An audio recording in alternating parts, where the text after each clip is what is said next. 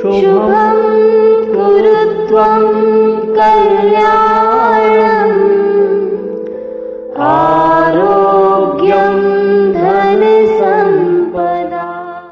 नमस्कार दोस्तों, शून्य से शिखर तक ज्योतिष ज्ञान की इस परिचर्चा में मैं राजेश कुमार पुरी आप सभी का हार्दिक अभिनंदन करता हूं। हम लोग ज्योतिष शास्त्र को पढ़ रहे हैं और ज्योतिष शास्त्र को पढ़ने की श्रृंखला में हम लोग राशियों को, नक्षत्रों को और भावों को क्रमशः पढ़ रहे हैं। नक्षत्रों में हम 13 नक्षत्र यानी कि हस्त नक्षत्र तक पूर्ण रूप से पढ़ चुके हैं। राशियों में हमने सिंह राशि तक की चर्चा कर ली है और भावों में हम लग्न भाव को और धन भाव को समझ चुके हैं।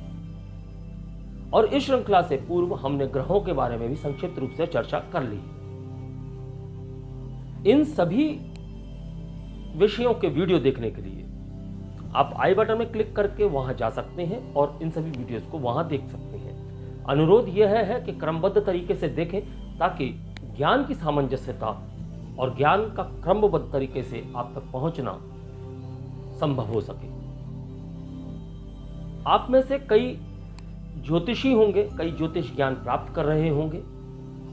कुछ लोग ज्योतिषी बनने के लिए और कुछ लोग स्वयं के लिए यह ज्ञान प्राप्त कर रहे हों। उन सभी से मेरा अनुरोध है कि यदि आपको विषय पसंद आता है, विषय उपयोगी लगता है, तो आप लाइक शेयर करना ना भूलें और अपने बहुमूल्य विचार कमेंट बॉक्स में अवश्य दें। और यदि विषय से संबंधित कोई भी प्रश्न आपके मन में उमड़ता है तो संपर्क के किसी भी माध्यम से, इंस्टाग्राम, फेसबुक, व्हाट्सएप, इन किसी भी माध्यमों से आप हमसे संपर्क स्थापित कर अपना प्रश्न हमारे समक्ष रख सकते हैं। आपके प्रश्न का उत्तर निःशुल्क दिया जाएगा। अगर आप कुंडली विश्लेषण की बात करेंगे तो हम शुल्क की बात करेंगे जो कि निर्धारित है। अन्यथा ज्ञान से संबंधित यदि आपका कोई प्रश्न है तो उसका कोई भी शुल्क आपसे नहीं लिया जाता। हमेशा की तरह आपसे एक अनुरोध और करना चाहूंगा कि यदि आपने चैनल सब्सक्राइब नहीं किया है तो चैनल को सब्सक्राइब करके बेल आइकॉन का बटन दबा दें ताकि आने वाले वीडियोस आपको समय से प्राप्त हो सके। आज का विषय प्रारंभ करते हैं। आज हमारी पाठ संख्या है 47। आज हम भाव परिचय 4, यहां हम क्रमांक दे रहे हैं क्योंकि भाव परिचय में हमारी ये चतुर्थ वीडियो है। तो भाव परिचय 4 आज हम जो पढ़ेंगे वह होगा तृतीय भाव। तृतीय भाव को सहज भाव के नाम से जाना जाता है, बल भाव के नाम से जाना जाता है और इस भाव को पराक्रम भाव से भी जाना जाता है।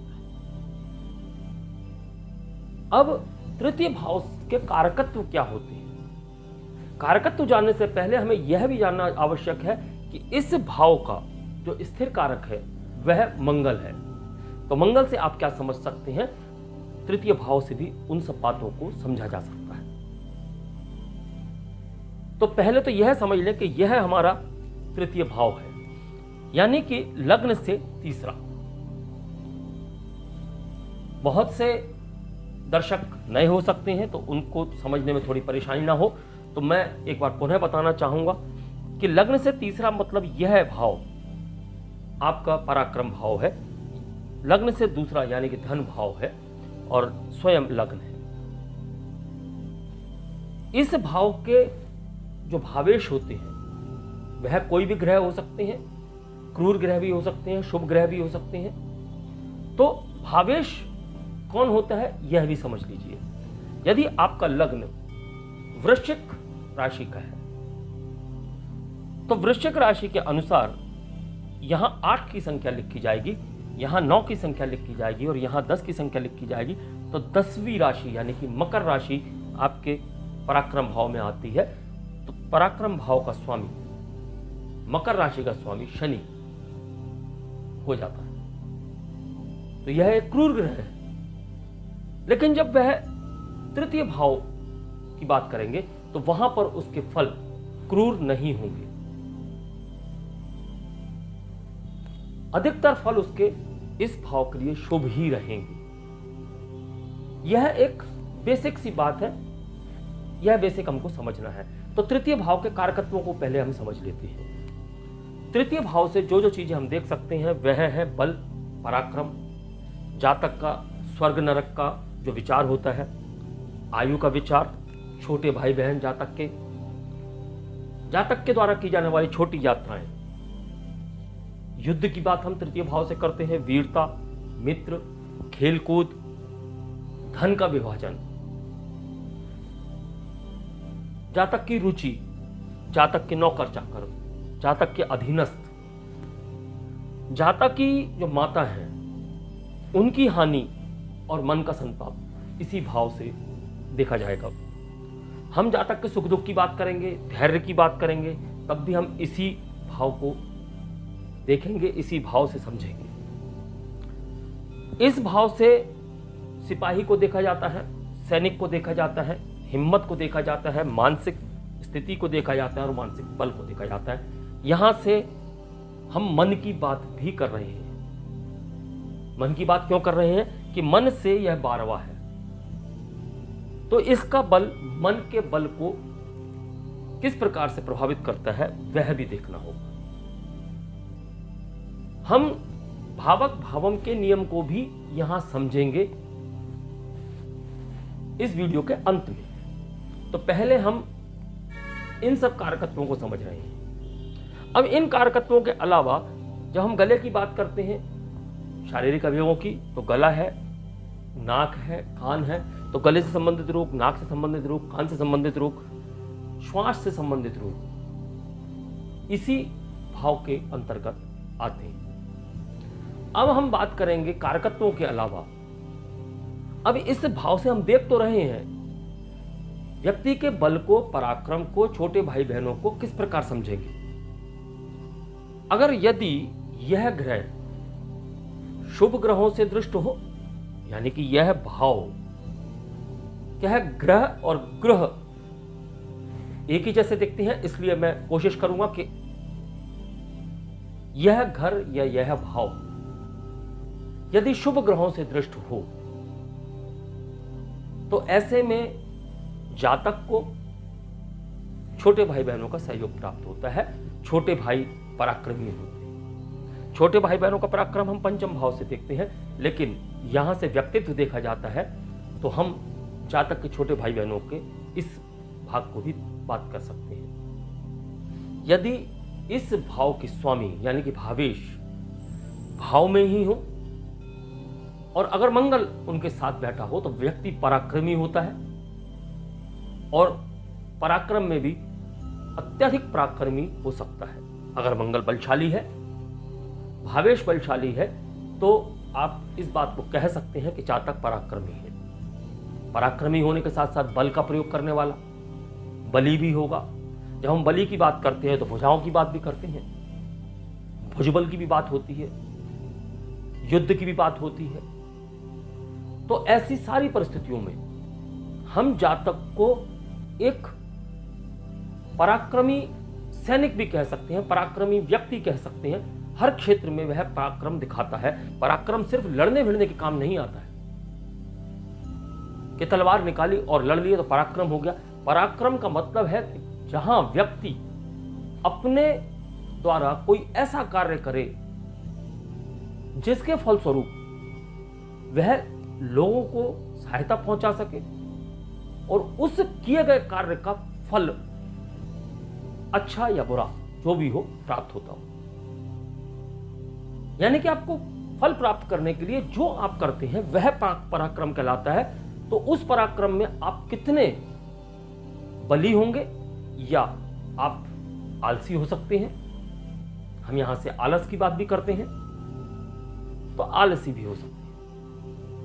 तो यह भावेश और मंगल यदि युत हो, अगर भाव में ही युत हो तो कहना ही क्या, और यदि उनकी युति केंद्र या त्रिकोणों में होती है तब भी बहुत अच्छे फल प्राप्त होते हैं।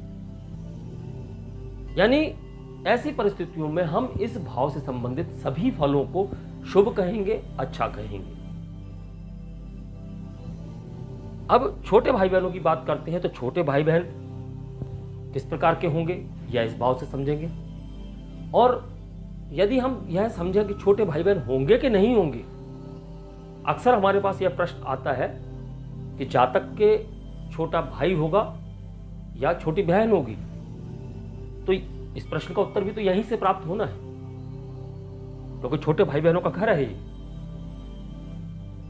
तो वह किस प्रकार पता करेंगे आप?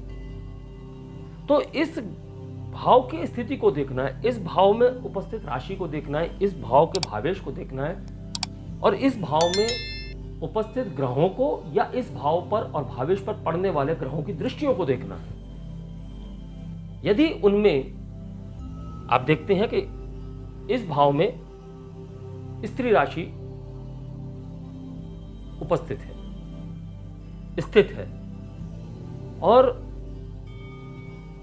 स्वामी किसी स्त्री राशि में गया हुआ है,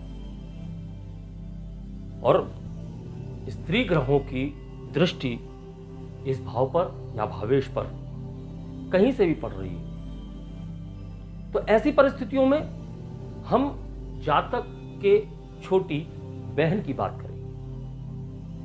यानी कि जब ये तृतीय भाव स्त्री ग्रहों से और स्त्री राशियों से अधिक प्रभावित हो जाए तो हम जातक से छोटी बहन कहेंगे। और यदि भी यह भाव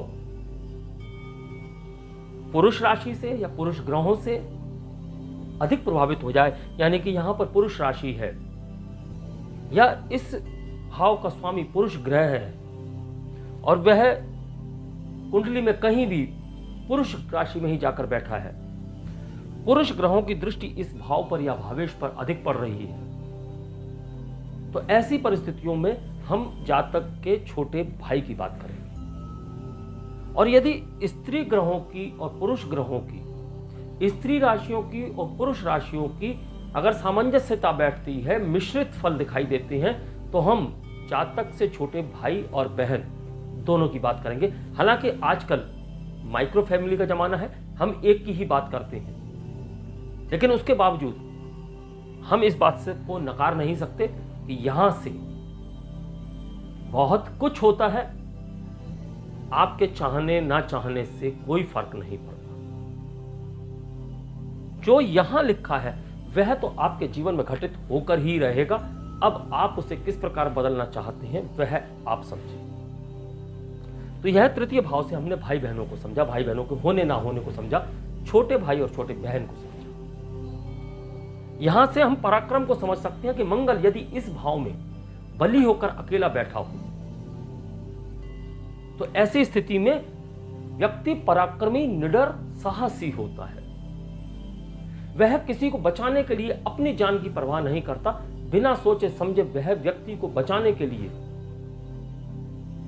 एक्शन ले लेता है।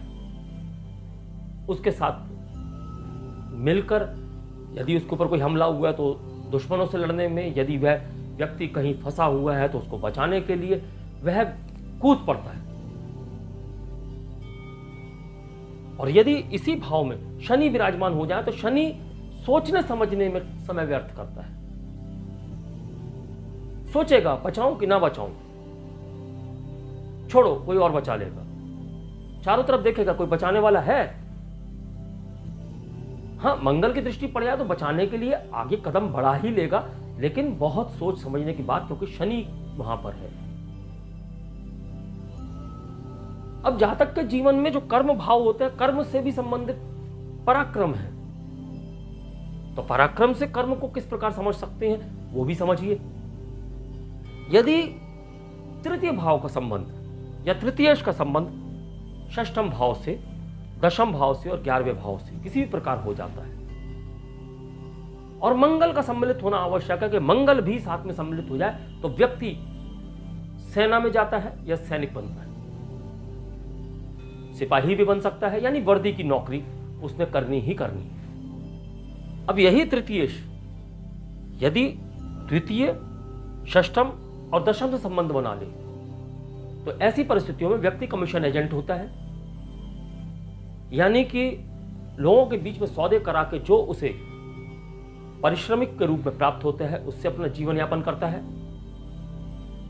और यदि तृतीय का संबंध चतुर्थ से हो जाए तो व्यक्ति जमीन जायदाद के कार्यों में लिप्त होता है। इससे आप जमीन जायदाद के कार्यों में देख सकते हैं। अब यदि इसी तृतीयेश का संबंध, या यूं कह लीजिए कि तृतीय भाव का, तृतीयेश का संबंध बुध से बन जाए, मंगल से बन जाए, तो व्यक्ति के जीवन में, जातक के जीवन में आप देख सकते हैं कि उसे आप पत्र पत्रिकाओं से जुड़ा हुआ पा सकते हैं, संवाददाता पा सकते हैं, समाचार वाचक पा सकते हैं। और ऐसी परिस्थितियों में बुध का समावेश होना आवश्यक है। वह भी हम समझेंगे कि किस प्रकार उसको हम देख सकते हैं। जब हम कुंडली फलित करेंगे, कुंडली को देखना प्रारंभ करेंगे, तो आप वहां पर इन सब बातों को बहुत ही स्पष्टतया समझ पाएंगे। हमने यह देखा कि मंगल बलशाली है तो व्यक्ति पराक्रमी होगा, निडर होगा। यदि मंगल मृत अवस्था में बैठा हुआ हो तो छोटे भाई बहनों के जीवन को कष्ट होगा। जीवन को कष्ट का मतलब यह है कि हो सकता है कि उनकी जल्दी मृत्यु हो जाए। तो ऐसी परिस्थितियों को देखना भी आवश्यक है। अब हम छोटे भाई बहनों की बात कर रहे हैं तो भावक भावम के नियम के अनुसार हम सभी भावों से संबंधित जो हमारे सजीव हैं, हम उनकी बात कर लेते हैं। सजीव के साथ साथ विभिन्न भावों से जुड़े हुए जो मुख्य कार्य हैं, हम उनकी भी बात भी कर लेंगे। हम तृतीय भाव से उन्हें कैसे समझ सकते हैं, यह चीज यहां समझिए। अब जैसा आपको पता है कि लग्न भाव से तृतीय पराक्रम भाव कहलाता है, बल का भाव कहलाता है। तो यहां से जो चीजें आपके लिए देखी गई वह बल देखा गया, पराक्रम देखा गया, आपके छोटे भाई बहन देखे गए, आपकी आयु देखी जा रही है, छोटे भाई बहनों से आपके संबंध देखे जा रहे हैं। द्वितीय भाव की बात करें, द्वितीय भाव कुटुंब का भाव है, तो कुटुंब का यह धन भाव है, क्योंकि यह दूसरा भाव आपका धन भाव है। तो कुटुंब से दूसरा होकर यह कुटुंब का धन भाव है, तो यहां से कुटुंब के धन की विभाजन की बात हो सकती है। हम यहां से कुटुंब के धन को देखते हैं, तो कुटुंब के धन के साथ साथ हम अन्य बातें भी जो धन हम यहां धन भाव से देखते हैं, कुटुंब के लिए इस भाव से देखेंगे। अगर हम चतुर्थ भाव की बात करें तो चतुर्थ भाव माता का है, तो तृतीय भाव से हम माता की हानि को देखेंगे, माता के जीवन में होने वाले नुकसानों को देखेंगे, माता की मृत्यु को भी यहां से हम गणना कर सकते हैं। यहां मन के संताप की बात होती है। चतुर्थ भाव मन का है, तो मन के संताप की बात, मन की हानि की बात, मन के अंदर विचलन की बात हम तृतीय भाव से देखेंगे। पंचम भाव से यह भाव 11वां भाव है, और पंचम भाव प्रथम संतान के लिए देखा जाता है। तो प्रथम संतान से जब हम बात करेंगे तो इस भाव को 11वां भाव कहने के कारण हम यहां से प्रथम संतान के लाभ की बात करेंगे, उसके जीवन की आय की बात करेंगे। तो यह जो षष्ठम भाव है, यह माता का तृतीय भाव यानी छोटे भाई बहनों का भाव है। तो यहां से हम मामा मौसी की बात समझते हैं, और तृतीय भाव इस भाव से दशम भाव है। तो यहां से हम मामा और मौसी के कार्य क्षेत्र को समझेंगे, उनके कार्य क्षेत्र, उनके व्यवसाय, उनकी आजीविका के बारे में बात करेंगे। तो आपके जीवन में जो कुछ भी घटित हो रहा है, यदि तृतीय भाव से संबंधित अच्छा घटित हो रहा है तो मामा मौसी के जीवन में कर्म भाव में अच्छा घटित होगा। यदि आपके तृतीय भाव में बुरा घटित हो रहा है तो इनके कर्म भाव में, इनके कार्य क्षेत्र में भी कुछ ना कुछ बुरा होगा। यह सब भाव एक दूसरे से जुड़े हुए हैं। जब हम दशांतर दशा की बात करेंगे, गोचरों की बात करेंगे, तब उनके अंदर यदि आपके साथ अच्छा हो रहा है, तृतीय भाव से संबंधित, तृतीय भाव एक्टिव है आपका और उससे संबंधित फल प्राप्त हो रहे हैं, तो आपके मामा मौसी को दशम भाव से संबंधित फल प्राप्त होंगे। अब आ जाते हैं सप्तम भाव में। तो सप्तम भाव पत्नी का भाव है। यहां से हम पत्नी की बात करते हैं, बिजनेस पार्टनर की बात करते हैं। तो यह भाव सप्तम भाव का नवम भाव है, यानी कि भाग्य भाव, धर्म का भाव। यहां से हम पत्नी के धर्म की बात कर सकते हैं, पत्नी के धार्मिक होने की बात कर सकते हैं, आपके पार्टनर का जो संबंध है आपसे उसकी बात कर सकते हैं। यह नवम भाव है, तो पार्टनर के भाग्य की, तो आपके और आपके पार्टनर के जो बीच में टाई अप है उसके भाग्य की बात भी यहां से हम कर सकते हैं। अब अष्टम भाव की बात करते हैं, तो अष्टम भाव से किसी सजीव की बात तो होती नहीं है, हमारी ही आयु की बात होती है। तो अष्टम से अष्टम है, तो आयु को हम समाप्ति की ओर देखते हैं, क्योंकि ये छिद्र भाव है। तो यह छिद्र भाव का छिद्र भाव होने की वजह से आयु की पूर्णता को यहां से देखा जाता है। तो हम तृतीय भाव की गणना करके व्यक्ति की आयु का निर्णय करते हैं। इसके बाद बात करते हैं नवम भाव की। नवम भाव पिता का भाव है। तो पिता के भाव से यह भाव सप्तम भाव है। तो पिता के भोगों की बात होती है। एक और माता की हानि की बात होती है, तो दूसरी ओर पिता के भोगों की बात होती है, पिता के सुखों की बात होती है। पिता अपने तन को किस प्रकार भोगेंगे उनकी बात हो रही है। और यदि राहु केतु इन भावों में बैठ जाएं, तो अक्सर पिता को राहु केतु की दशा महादशा में कष्ट होते हैं, मृत्युतुल्य कष्ट होते हैं और मृत्यु भी हो सकती है। क्योंकि जब भी हम महादशाओं की बात करते हैं तो महादशा में अंतरदशा, प्रत्यंतर दशा, सूक्ष्म दशा, प्राण दशा, इन सभी को देखते हैं। उनको किस प्रकार से फल आपको देना है यह गोचरों के द्वारा निर्धारित होता है। आपकी महादशा चल रही है लेकिन गोचर आपका अच्छा नहीं चल रहा है, आपके शुभ ग्रह की महादशा है लेकिन शुभ ग्रह का गोचर अच्छा नहीं है, तो आप किस प्रकार से अच्छे फल प्राप्त कर सकते हैं यह आप स्वयं ही सोचिए। और यहां आज का ज्योतिष इस प्रकार का होता जा रहा है कि लोग गोचर की दम पर ही आपके जीवन के प्रेडिक्शन कर रहे हैं। आप भी गोचर पढ़ते हैं, यह गोचर फला फला फला फला राशियों के लिए अच्छा नहीं है। महादशा देखी आपने, यह गोचर लखपति बना देगा, करोड़पति बना देगा आपको आपको आपको आपको महादशा देखी आपने। महादशा हो सकता है आपकी अच्छी चल रही हो, गोचर खराब हो, तो आप किस प्रकार से एक अच्छे फल की उम्मीद कर सकते हैं। तो महादशाओं के साथ साथ गोचर को देखना है, गोचर के साथ साथ महादशाओं के एक्टिवनेस को देखना है।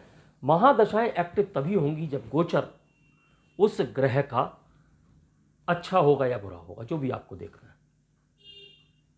तो यहां हम नवम भाव की बात की, तत्पश्चात हम दशम भाव की बात करेंगे। तो दशम भाव का यह भाव षष्ठम भाव है।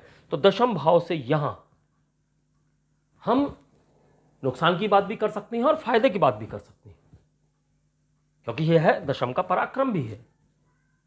आपका तो पराक्रम है ही ना, तो पराक्रम भाव का और दशम भाव का संबंध अगर बनता है, अच्छा संबंध बनता है, तो हम बहुत अच्छे फायदे की बात कर सकते हैं।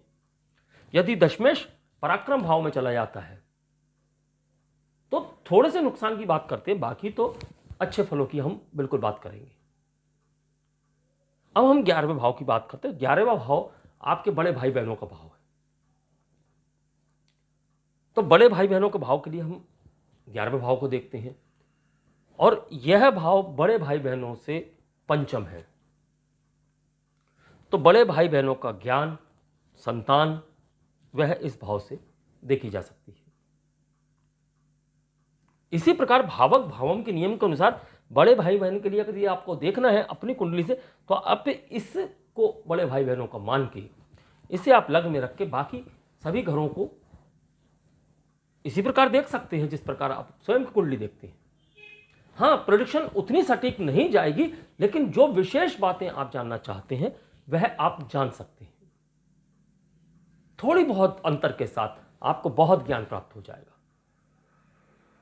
अब आते हैं अंतिम भाव यानी कि व्यय भाव की ओर। तो व्यय भाव का यह सुख भाव है। तो व्यय भाव से सारी बातें तो अशुभ नहीं होती, सारी बातें तो नुकसानदायक नहीं होती हैं। कुछ बातें ऐसी होती हैं जो सुख वाली भी होती हैं, कुछ बातें दुख वाली होती हैं। तो सुख हो या दुख हो, जो भी व्यय भाव से पता चलता है उनका यह सुख भाव है, उनका सुख प्रदान करने वाला भाव है तृतीय भाव। तो यह भाव को हमने भावक भावम के नियम के अनुसार समझ लिया। यहां हमने तृतीय भाव को बहुत ही विस्तार से समझने की कोशिश की। तो यह जानना बहुत आवश्यक है कि इस भाव का विस्तारीकरण 60 से 90 डिग्री और कारक मंगल।